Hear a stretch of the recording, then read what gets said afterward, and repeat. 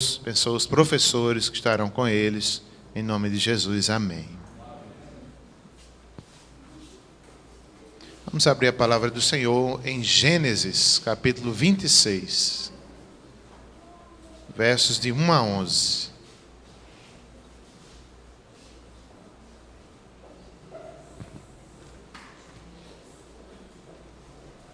Gênesis 26, de 1 a 11.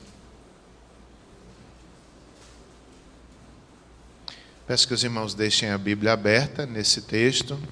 Estarei falando um pouco sobre o capítulo inteiro. Depois os irmãos poderão ler em casa com mais detalhes. Inicialmente eu vou ler apenas esses 11 versículos.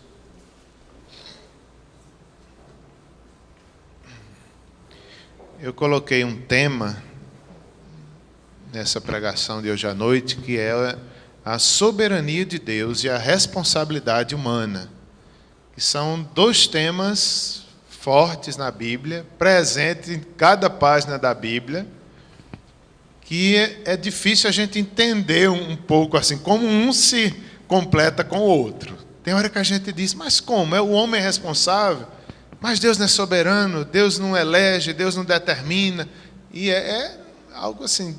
Não é fácil para nós que somos humanos, limitados, entender até onde vai a soberania, o controle, o poder, a grandeza de Deus, e também esse mesmo Deus que determinou que o homem é responsável. Outra questão importante é que em cada página da Bíblia, até mesmo do Antigo Testamento, nós devemos procurar Cristo, nós devemos procurar Jesus em cada página. Nós vimos, acho que foi domingo passado, quando o pastor Jorge pregou, ele mostrou que o Espírito de Cristo, que estava já com os profetas, o mesmo Espírito de Deus já estava ali, inspirando, iluminando, revelando aos profetas. Então, Cristo já estava presente. Então, nesse texto de hoje, a história de Isaac e Rebeca, e ali também vamos falar um pouco dos seus filhos, Jacó, Esaú, um pouco de Abraão também. Essa família que foi usada para trazer o descendente, Cristo Jesus. É interessante a gente observar nessa perspectiva que Deus ali, em Abraão, Isaac e Jacó, estava preservando, cumprindo a promessa do descendente. É interessante isso, a gente vê Deus trabalhando soberanamente, guardando, ungindo, protegendo eles, cumprindo a promessa. Ao mesmo tempo, eles também eram responsáveis. Ao mesmo tempo, eles também falharam. Ao mesmo tempo, eles também obedeceram. Foram abençoados naquilo que obedeceram. Então, é uma história como um trem que anda nos dois trilhos. Assim é a soberania. Assim é a responsabilidade humana. São as duas coisas juntas. Não podemos nos apartar de uma nem de outra. Então vamos fazer essa leitura pensando nisso, procurando Cristo, procurando a soberania e procurando a responsabilidade humana. Versículo 1 até o 11. Sobrevindo fome à terra, além da primeira havida nos dias de Abraão, foi Isaque a Gerar, avistar-se com Abimeleque, rei dos filisteus. Apareceu-lhe o Senhor e disse: não desças ao Egito, fica na terra que eu te disser. Habita nela e serei contigo, e te abençoarei, porque a ti e à tua descendência darei todas estas terras, e confirmarei o juramento que fiz a Abraão teu pai. Multiplicarei a tua descendência como as estrelas do céu, e lhe darei todas estas terras. Na tua descendência serão abençoadas todas as nações da terra, porque Abraão obedeceu a minha palavra e guardou os meus mandamentos, os meus preceitos, os meus estatutos e as minhas leis. Isaque, pois, ficou em Gerar, perguntando-lhe os homens daquele lugar a respeito de sua mulher, disse: é minha irmã, pois temia dizer, é minha mulher, para que, dizia ele consigo, os homens do lugar não me matem por amor de Rebeca, porque era formosa de aparência. Ora, tendo Isaque permanecido ali por muito tempo, Abimeleque, rei dos filisteus, olhando da janela, viu que Isaque acariciava Rebeca, sua mulher. Então Abimeleque chamou a Isaque e lhe disse: é evidente que ela é tua esposa. Como, pois, disseste, é minha irmã? Respondeu-lhe Isaque: porque eu dizia, para que eu não morra por causa dela. Disse Abimeleque: que é isso que nos fizeste? Facilmente algum do povo teria abusado de tua mulher, e tu, atraído sobre nós grave delito. E deu esta ordem a todo o povo: qualquer que tocar a este homem ou a sua mulher, certamente morrerá. Senhor, que história tão linda da tua preservação, do cumprimento de que o Senhor traria um dia o Messias. Tudo isso era propósito teu. Nós queremos pedir, fala aos nossos corações, nos ilumina a tua palavra, para que nós sejamos fortalecidos em nossa fé. Em nome de Jesus, amém. Antes de falar exatamente do capítulo 26, eu quero falar do último versículo do capítulo 25, o início da história, que é quando diz assim: deu, pois, Jacó a Esaú pão e o cozinhado de lentilhas. Ele comeu e bebeu, levantou-se e saiu. Assim desprezou Esaú o seu direito de primogenitura. Esaú e Jacó eram filhos de Isaque e de Rebeca. Nesse versículo que antecede esse texto que nós acabamos de ler, nós vemos uma coisa tão séria.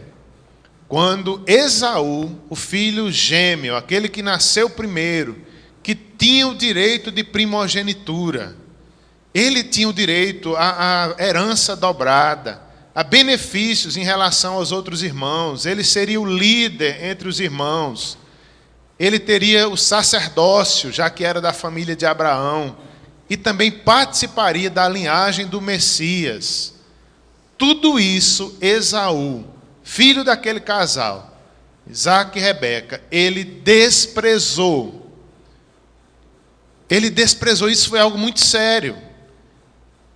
Primeiramente, nós vamos ver a soberania de Deus, porque antes mesmo deles nascerem, quando Rebeca estava grávida de gêmeos, alguns capítulos atrás, Rebeca ficou meia insegura, um momento difícil da gestação, quando as crianças mexiam dentro do ventre dela, e ela ali ficou, como nós diríamos nordestino, agoniada, né? Com a gravidez, com os meninos os dois mexendo demais.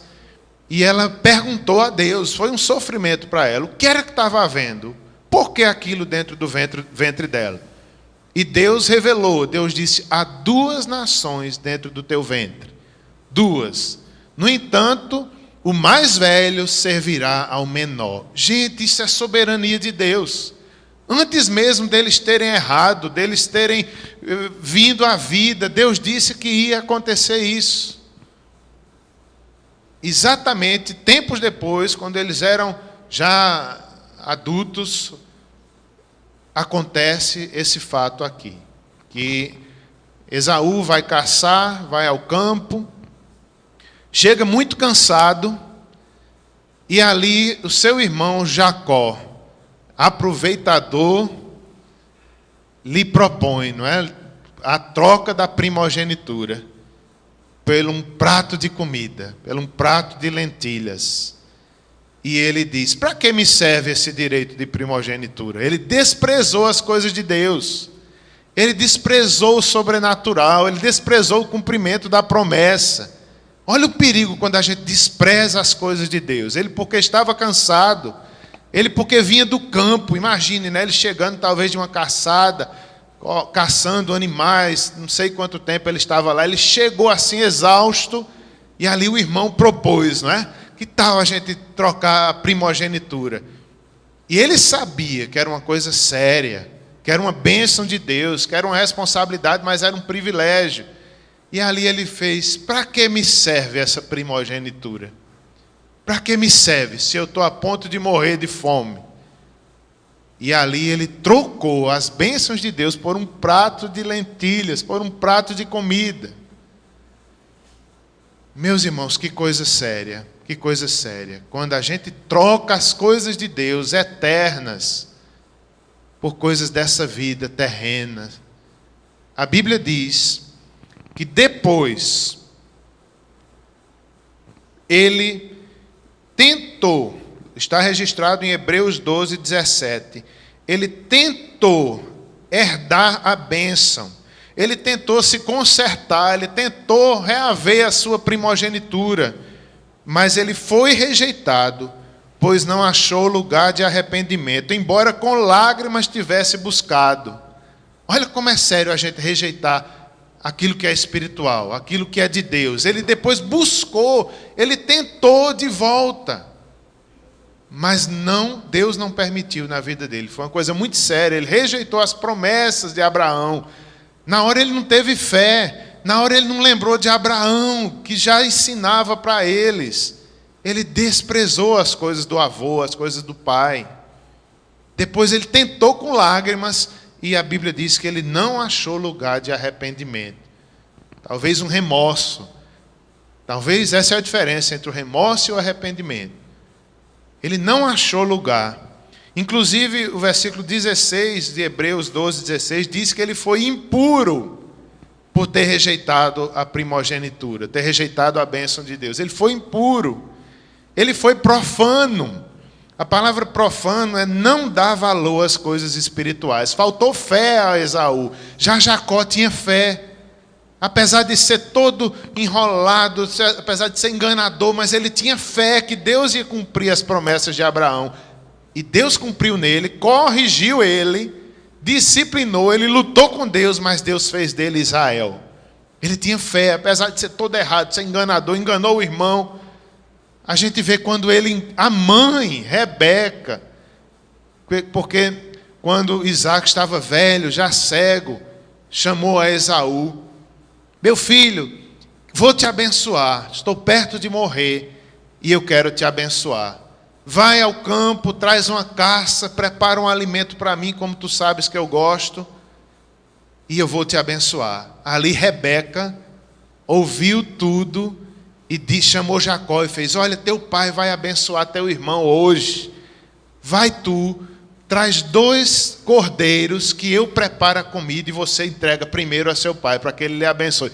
Olha que mãe errada.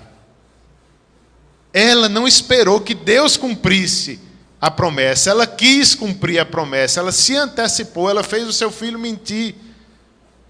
E o filho disse assim: mãe, eu vou ser amaldiçoado por isso. Se meu pai ver, ele vai sentir que eu não sou peludo. Meu irmão é peludo, cabeludo.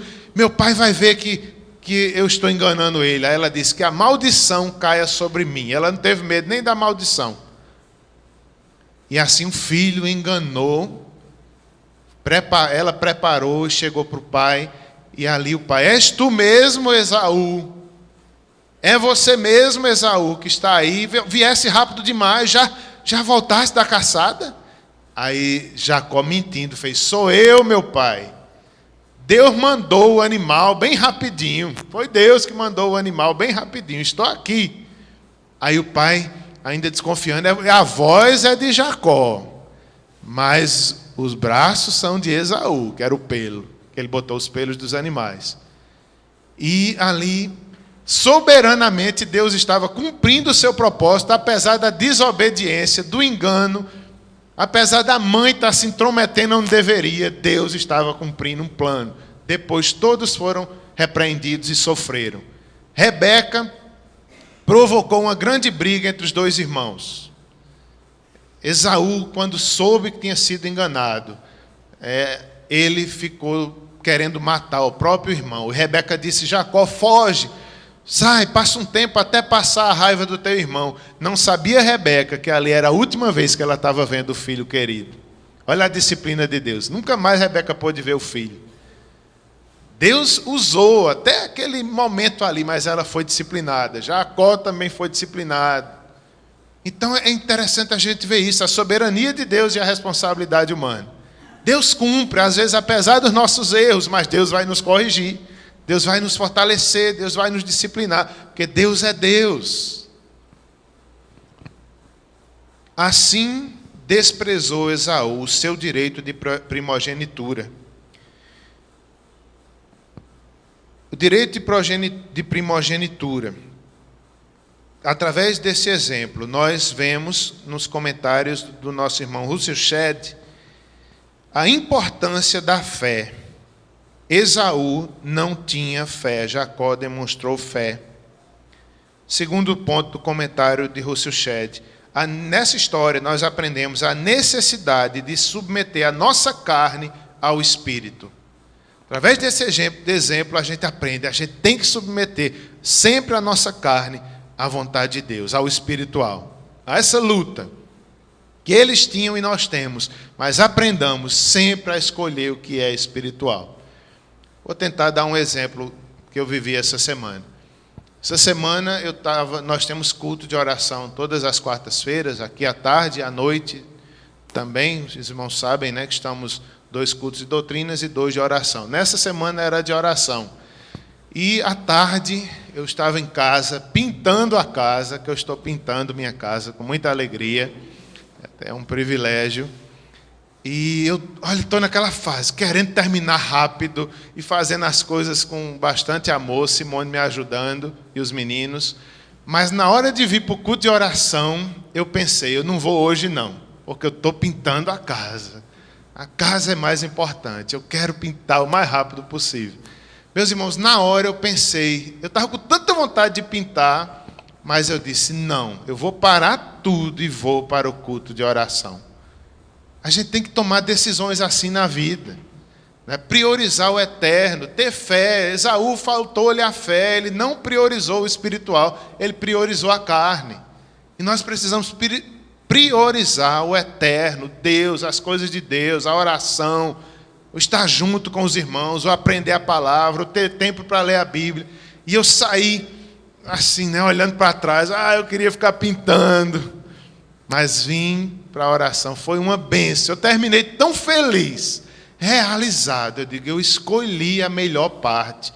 Eu não troquei as bênçãos de Deus por um galão de tinta. Por um prato de lentilha, né? Aí continuou nesse mesmo dia. Mamãe estava aqui presente, aí fez, vamos jantar lá em casa hoje? Aí eu fiz, eu não quero não, mamãe, porque eu tenho que pintar a minha casa. Entre o culto de oração e o culto da noite. Mas aí ela fez, Paulinho está chegando, meu genro está chegando de São Paulo, do doutorado. Vamos, a gente precisa ficar junto como família. Aí eu mais uma vez deixei minha tinta por causa da família. Aí eu digo, mas Paulinho nem sabe o sacrifício que eu vou fazer por ele, né? E até hoje ele ainda não sabe que eu deixei tudo para poder jantar com ele naquele dia. Então, gente, a gente tem que aprender a priorizar a família, priorizar Deus. As outras coisas a gente faz depois. Daquele dia até hoje nunca mais eu pintei, mas hoje à noite talvez eu ainda pinte. Não tive mais tempo. Hoje à noite eu estou querendo pintar. Se der tempo eu ainda quero pintar hoje. Então, meus irmãos, a gente não pode trocar as coisas espirituais pelas coisas desta vida, pelo passageiro. Priorize Deus, priorize as promessas de Deus. Isso é uma bênção. Deus abençoa quem o busca em primeiro lugar. As coisas temporais passam, as eternas são para sempre. Priorize o eterno. Esaú não fez isso. E, em quarto lugar, a inutilidade do remorso por se desprezar a bênção divina. Não adianta depois a gente chorar, desprezei a Deus. Não adianta depois dizer, não fiz, não busquei a Deus. Vamos fazer, vamos priorizar o reino de Deus. Continuando no capítulo 26, nós vemos aí, nos versículos 2 a 5, a soberania de Deus. Em que é que nós vemos aí a soberania de Deus? Nós vemos, versículo 2, versículo 1 diz que havia uma grande fome na terra. Isso aqui é provavelmente uns 80 anos depois da que havia tido no tempo de Abraão. E Deus intervém, Deus aparece ali. Deus aparece e diz: não desça para o Egito, Isaac. Olha como Deus é soberano. Ele determinou: não desça ao Egito. Tem coisa que Deus determina na nossa vida. É muito forte, né? Eles ali naquele tempo de seca, Deus faz: não desça ao Egito. Fica na terra que eu te disser. Habita nela e serei, como eu já falei, predisposto a desobedecer, como todos nós temos essa predisposição. Nós vemos aqui no texto que ele mentiu, que ele teve medo de apresentar a sua esposa por causa do rei Abimeleque, do seu povo. Ele preferiu dizer que ela não era sua esposa. Exatamente naquele momento de fraqueza humana, onde Abraão teve medo, Deus aparece à noite a ele e lhe anima: eu sou contigo, ser forte, continua, como Abraão fez, você também deve fazer. Nos momentos que a gente está mais precisando, soberanamente Deus nos anima, Deus nos fala, Deus controla, Deus mostra, Deus dá direção. Versículos 12 a 14, diz que Deus fez de Isaac um homem muito rico. Deu-lhe uma grande colheita naquele mesmo ano. Ele obedeceu a Deus e, apesar da grande seca que a terra vivia, Deus deu a ele uma grande colheita naquele ano. 100 por 1 foi uma grande colheita. Nos versículos 12 a 14, nós vemos aí: semeou Isaac naquela terra e no mesmo ano recolheu 100 por 1, porque o Senhor o abençoava. Enriqueceu-se o homem, prosperou, ficou riquíssimo, possuía ovelhas e bois e grande número de servos, de maneira que os filisteus, os inimigos dos filisteus, taparam os poços que Abraão tinha cavado, provocando Isaac. Ele, em terra alheia, por inveja, Abraão cavou novamente os poços e eles ali tapavam, provocavam, de tal forma que o nome do primeiro poço foi Ezeque, significa contenda. Era um poço de contenda. Isaac ali querendo, dar água ao seu gado, às plantações talvez, e o povo entupia os poços. Que tragédia, que provocação. Por isso que o nome era contenda. O que será que Isaac fez? A Bíblia diz que Isaac apenas saía do lugar e ia para outro poço. Ele não ficava contendendo, ele não ficava brigando por aquilo, mas ele tinha um coração confiante em Deus e um coração perdoador. Olha o segredo de Isaac. Imagine se fosse hoje, a gente com um poço e alguém entupindo o nosso poço. Isaac simplesmente confiou em Deus, deixou Deus agir, deixou Deus repreender aquela inveja. Isaac vai para outro poço. O nome do poço, do segundo poço, era Sitna, que significava inimizade, ódio. Dessa mesma raiz, dessa palavra ódio e inimizade, veio a palavra Satanás, misericórdia. Era o povo realmente cheio de ódio, parecidos com Satanás, tudo ali provocando Isaac, com ciúme dele, porque ele prosperava e eles não, e eles ali querendo provocar. A Bíblia diz que, mais uma vez, Isaac perdoa, Isaac confia em Deus, Isaac olha para a promessa e vai para outro lugar. E o restante da história diz que várias outras oportunidades, Isaac cavava e jorrava água, Deus abençoava Isaac. Apesar dos inimigos impedirem, aonde ele cavava, Deus dava água boa. Não é interessante isso? Ninguém impede o agir de Deus na vida daquele que crê, que obedece, que espera no Senhor. Ninguém impede. Os inimigos fechavam, Deus dava água em outro lugar, e água às vezes até, talvez, melhor.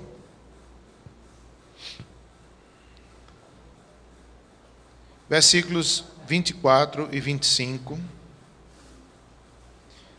Diz assim: na mesma noite lhe apareceu o Senhor e disse: eu sou o Deus de Abraão, teu pai. Não temas, porque eu sou contigo. Abençoar-te-ei e multiplicarei a tua descendência, por amor de Abraão, meu servo. No meio de toda aquela confusão, Deus, mais uma vez, fortalece soberanamente. Aí nós vemos a soberania. No caso dos poços, nós vemos o quê? A responsabilidade humana. Não é? Ele ali responsável, ele perdoando, ele amando, ele decidindo. Aqui nós vemos que na mesma época Deus aparece mais uma vez. Diz, eu sou o Deus de Abraão, teu pai. Essa frase aqui ficou famosa. Várias vezes na Bíblia ela vai ser repetida. Eu sou o Deus de Abraão, de Isaac e de Jacó. Eu sou, o grande eu sou, aquele que era, que é e será sempre o mesmo.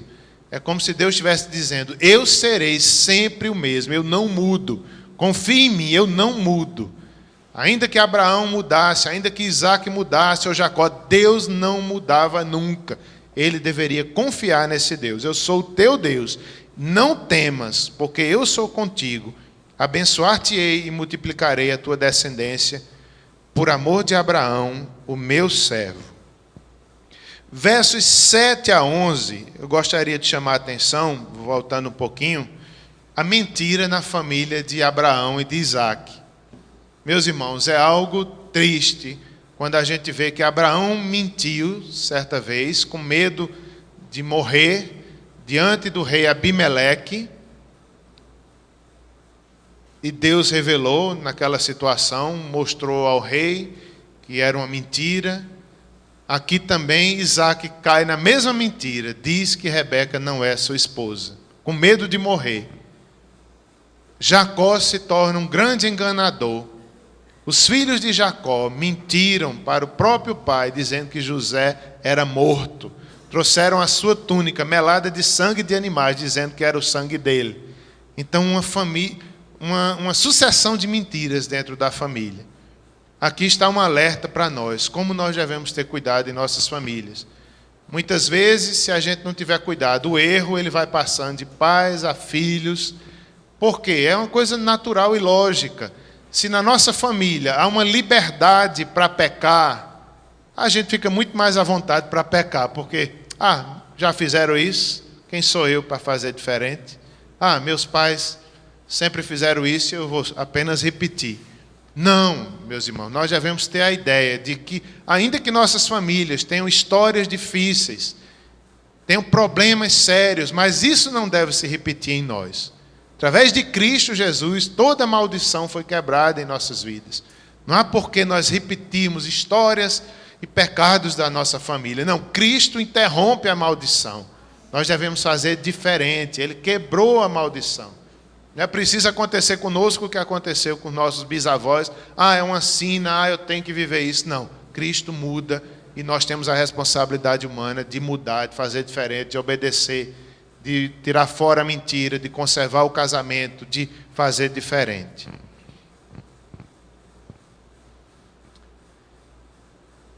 Verso 35 agora. Nós vemos aí, ambas se tornaram amargurada de espírito para Isaac e para Rebeca. É tão triste esse versículo, porque Esaú, mais uma vez, ele casou com duas mulheres que deram trabalho a Isaac e a Rebeca. Que coisa triste. A história começou tão bem, foi uma história de Deus, o encontro deles dois, a forma que Deus uniu, respondeu, trouxe. Vimos alguns problemas que eles enfrentaram na família, Deus corrigiu, Deus tratou, Deus disciplinou, e assim é conosco também. Para que nós tenhamos uma família abençoada, eu queria finalizar trazendo alguns conselhos. O primeiro deles, depois da morte de Josué, nós temos registrados aí em Juízes, em Josué 2, Juízes não, Simone, é Juízes ou é Josué? Juízes. Protetor, meu guia, Deus será, seu infinito amor, feliz em tudo me fará, por onde eu for.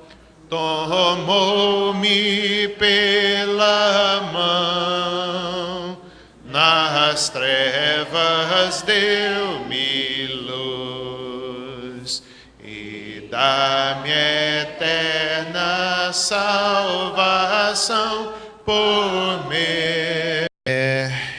Gostaria de saber, aqueles que nos visitam nessa noite, temos o casal, não é, ali, que hoje está a primeira vez. Ivando pode dar para eles um livrinho. Ou mais alguém nos visita hoje pela primeira vez?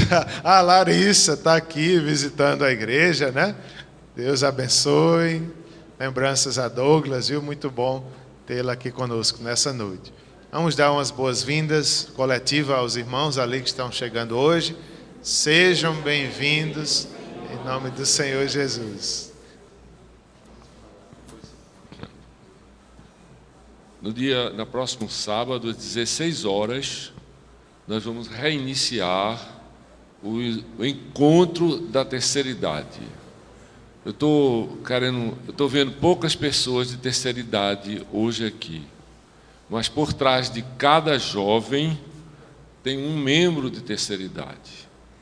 E olha, eu apelo aos jovens, eu peço aos jovens que convidem seus papais, seus vovôs, porque esse encontro é uma oportunidade boa, primeiro da gente confraternizar, segundo, uma oportunidade muito boa, porque há uma pregação, o pastor sempre está presente, e 16 horas vem ser aqui na igreja, tem espaço, os que já são, que já vêm, que continuem. E os que não ainda participam, vamos fazer um encontro renovado para a glória do Senhor. Amém. Obrigado, Ivando. E dando continuidade, né, às programações da igreja, à tarde, a partir das 16 horas, o irmão Gilbrás já falou, e à noite, a partir das 19h30, nós teremos um culto jovem aqui na igreja. Toda a igreja é convidada. E os jovens e adolescentes são intimados. Nós teremos o culto jovem, será também intercâmbio com o pessoal da FAD, lá de Ferraz. Intercâmbio, o culto jovem aqui. Então, Mocidade e UPA, junto aqui, fazendo esse intercâmbio com o pessoal da FAD, louvando a Deus. Amém? Recebemos um convite, eu quero passar para a igreja de Lagoa Seca, a Igreja Presbiteriana de Lagoa Seca, convida-nos para o aniversário da SAF. Então, aqueles que puderem ir à Lagoa Seca no dia 4 de abril. Também quero lembrar, culto de doutrina, próxima quarta, será com o pastor Jorge Noda, dando continuidade ao curso de Apocalipse. Foi muito bom. Todos poderão vir, será às 19h30. Estarei indo à porta enquanto os irmãos cantam um louvor. Amém, vamos ficar em pé.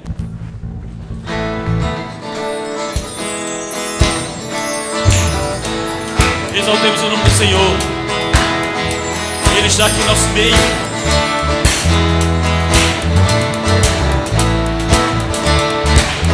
Aleluia. Cantai.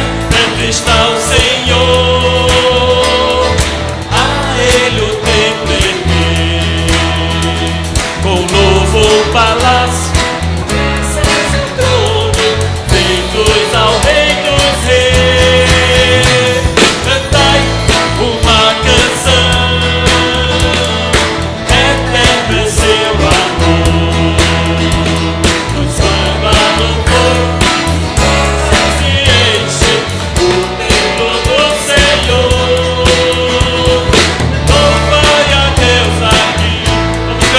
Deus habita.